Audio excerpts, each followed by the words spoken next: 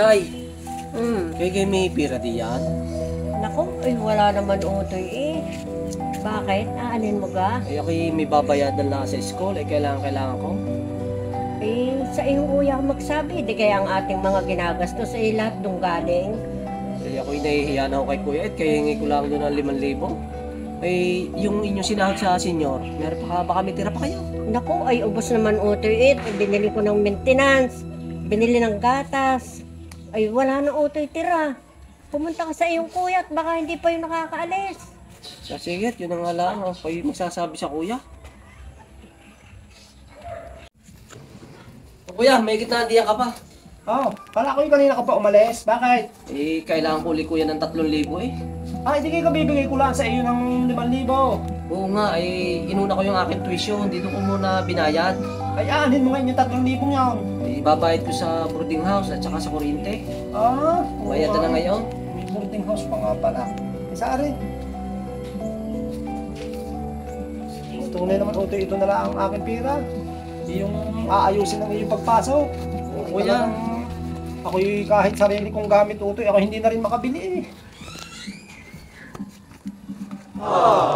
Sige, ingat ikaw. Sige kuya, salamat. Ako papasok na. Oo.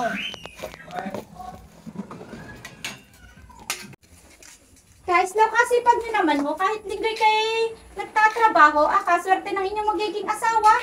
Hindi na magugutom. Ay, ba't yung ako kayo hindi pa nag-aasawa? Ay, may edad na din. Naku, ay malaki yung akong responsibilidad. Ako may kapatid na napasok. Ay yun na may awa ng Diyos, isang semester na at makakatapos na. Ay simula nung nagkasakit ang aming tatay, ay ako'y tumigil na ng pag-aaral. At ako na ang naghanap buhay at nagsuporta sa pangangailangan ng aming pamilya. Sadya pa lang kayo ng mga panganay. Pag ang mga magulang ay mahina na, hindi ang panganay ang may responsibilidad. Kumbaga, breadwinner. Kaya hindi pa napasok sa isip kong pag-asawa. Patatapusin ko muna ang aking kapatid. Salamat naman Kaislaw sa iyong pagtulong sa amin. At ngayon si Utoy ay may trabaho na at doon sa kanyang pinag-auditihan ay doon na din siya pinababalik ng kumpanya at doon na pinagtatrabaho. Ibig sabihin nagustuhan siya doon. Oo. Ay, salamat naman. At may trabaho na pala si Utoy.